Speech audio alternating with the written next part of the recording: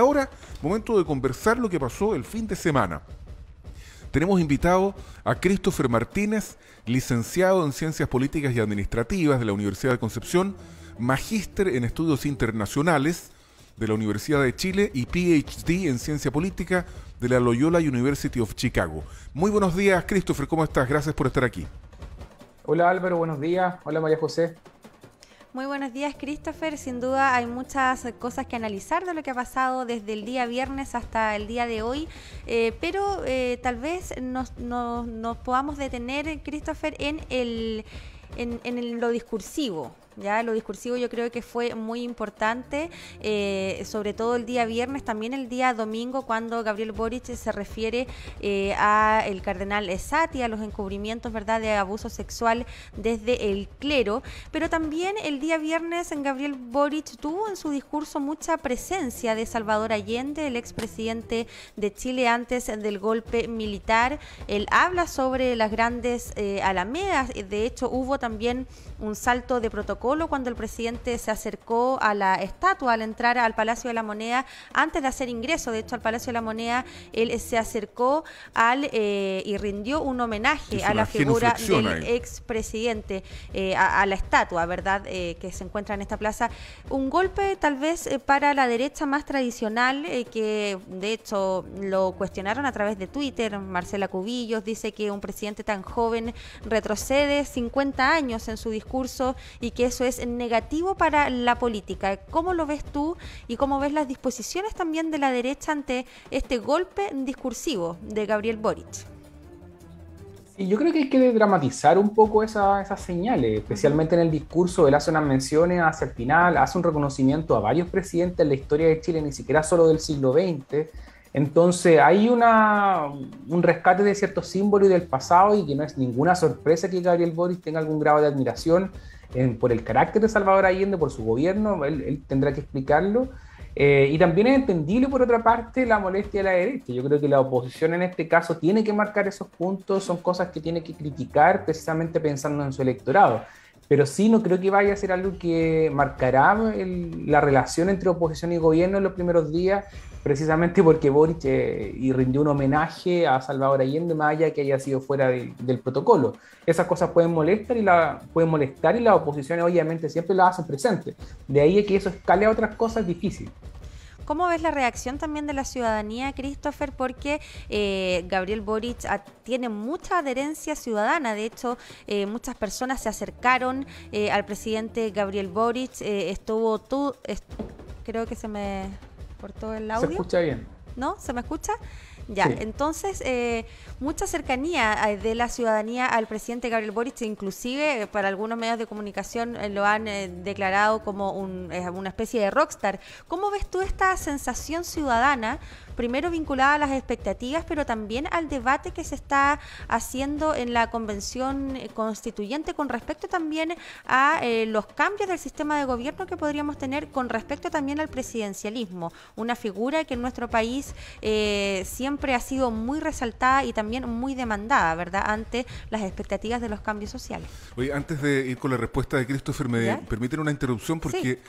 la verdad es que la situación hoy día del tránsito del Gran Concepción es francamente caótica. Tenemos reportes de auditores que nos indican de las micros llenas, los taxibuses atiborrados de gente, muchas personas esperando en los paraderos. Hay una situación que hoy día se ha visto desbordada. Y tal como nos indicaba nuestro auditor Cristóbal, esto tiene por origen la vuelta también de los universitarios a las clases. Muy complejo el panorama en el tránsito de Concepción. Llamamos a tener paciencia, prudencia y tranquilidad, porque no hay vuelta que darle. Está saturado todo el transporte público, mucha congestión también, mucho taco en el Gran Concepción, y eso también ocurre en alguna medida en el Gran Los Ángeles. Disculpa María José, disculpa Christopher. Bueno, Christopher no está acá en la región. Sí. No está en el Biobío. Sí, pero hemos visto cosas similares acá en Temuco, fuera de lo normal con el regreso a clase. Sí. Respondiendo a las preguntas, que yo creo que son muy buenas las observaciones que hace María José, primero de cómo se explica o qué efectos puede tener esta adherencia ciudadana, popular respecto a la figura del presidente Gabriel Boric. Ya lo vimos cómo la gente se acercaba a la Moneda Chica ahí en Avenida Cóndel en Santiago, todos los días con presencia de las personas ahí, proyectando quizás sus propias preocupaciones respecto y deseo de lo que puede ser el próximo gobierno, y quedó muy claro precisamente el día del cambio de mando. Eso es algo muy positivo y esperable para un presidente que reunió una cantidad de votos, pero considerable, ¿cierto? Más de 4 millones. Entonces, hay altas expectativas y ese es el segundo punto que tú manifiestas. Bueno, ¿cómo se maneja esta expectativa en un país que tiene un panorama complejo en los próximos meses, incluso en los próximos años? Reactivación económica, cierto poco crecimiento con alta inflación, un sistema de partidos fragmentado y también debilitado en términos institucionales de cada uno. Y con un Congreso que no tiene mayoría para ningún lado. En el Senado están francamente empatados los dos sectores.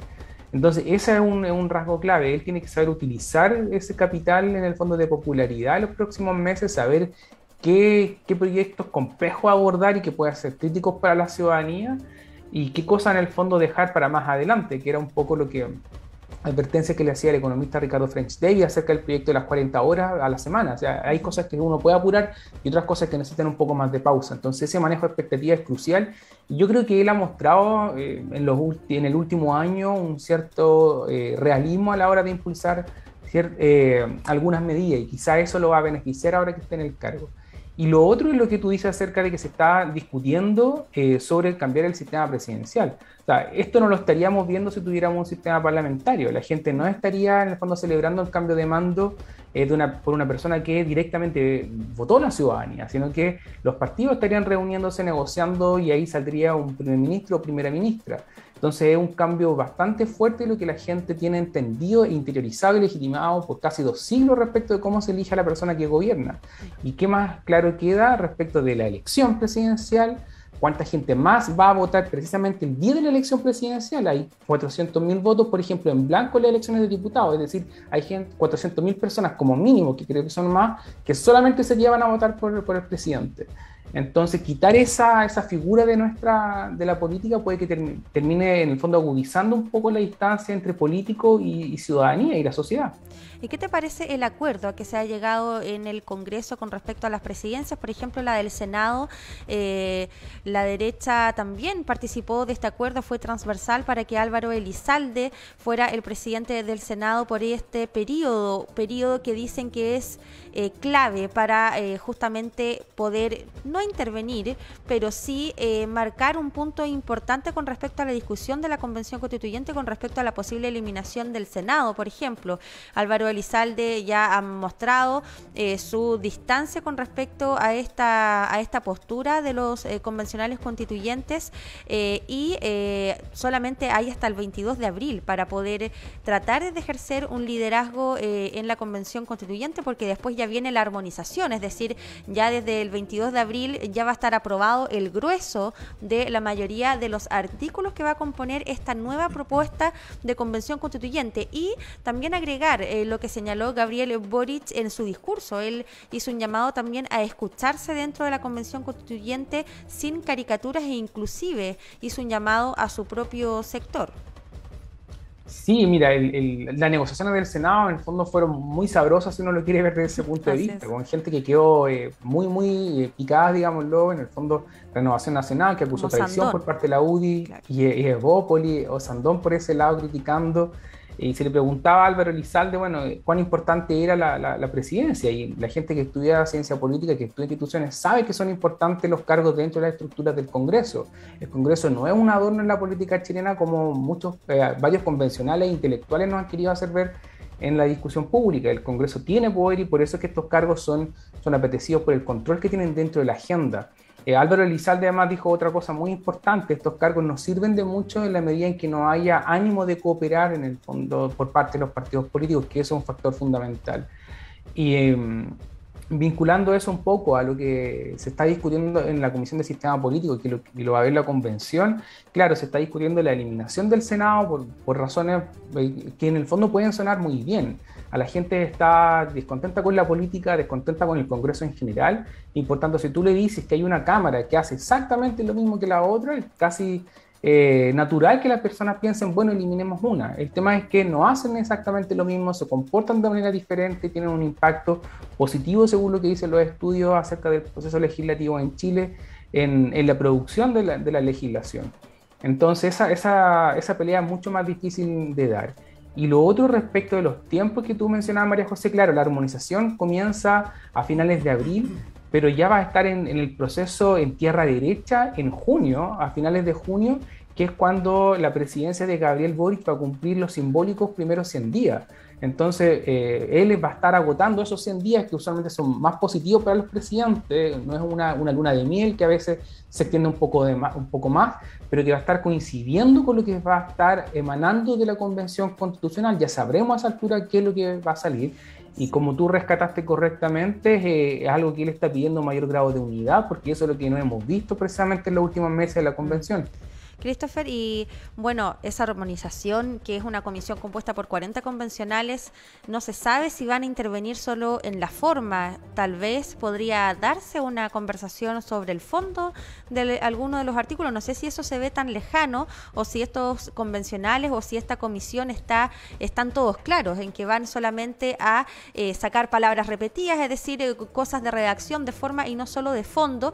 Eso, y también para terminar, el resultado de la convención, del plebiscito de salida, ¿podría atribuirse también a un fracaso o a un éxito del gobierno, dependiendo de cuál sea el resultado del plebiscito de salida y si la convención constituyente se aprueba por un poco margen?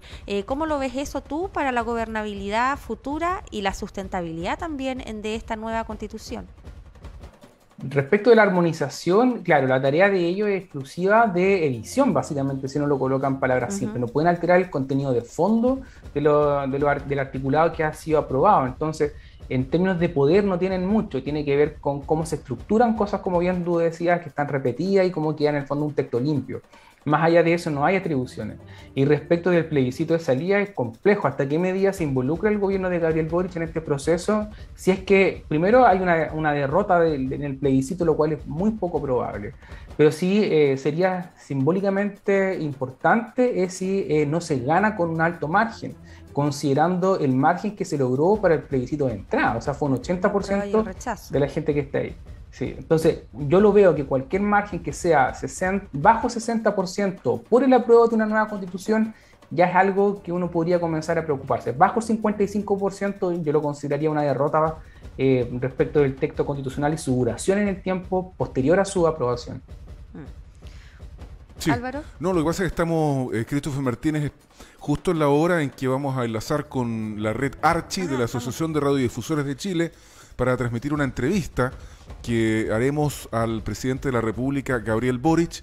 Así que estamos ahí, en cualquier minuto te vamos a interrumpir. Oye, la democracia cristiana está ahí en una pelea, porque dieron por ganadora a la lista de Felipe del Pin, incluso la propia presidenta Carmen Frey, la presidenta en ejercicio de la democracia cristiana, ratificó el triunfo, pero la lista encabezada por Joana Pérez, la lista 2, dijo que no, que todavía faltaba por ¿cómo se llama?, escrutar alguna de las mesas y que con graves irregularidades, exactamente, dijo, que podrían dar vuelta a la elección. Claro, hay 1000 votos ahí que están en estas mesas donde según ella habría graves irregularidades y se podría dar vuelta a la elección. Entonces hay una disputa enconada al interior de la propia democracia cristiana y eso también repercutirá en la gobernabilidad, sin duda, Christopher. Sí, un partido de centro siempre tiene algo que decir en las discusiones y esa es la gran fortaleza de la democracia cristiana. El tema es que electoralmente viene de capa caída desde finales de los 90, le fue pésimo en las elecciones para la convención, le fue pésimo nuevamente en las elecciones pasadas a la Cámara de Diputados, su candidata presidencial quedó abajo de un candidato que ni siquiera estuvo en el país. Entonces, a esto que tú estás mencionando, que son pocos votos los que se están disputando, agudiza la crisis interna que en este caso está viviendo la ADC. La participación fue de 12.000 militantes de la democracia cristiana. ¿Eso es una buena cifra? Y primera ¿Una mala cifra? Además que primera vez que la democracia cristiana está fuera de cualquier coalición, junto también con el Partido de la Gente. Sí, la democracia cristiana se dijo que iba a ser un partido de oposición muy temprano durante la elección presidencial. En el fondo, yo no sé si lo habrán dicho con convicción, pero bueno, así terminó siendo ahora y están fuera de la oposición y están fuera del gobierno. Y la participación no suena tan mal.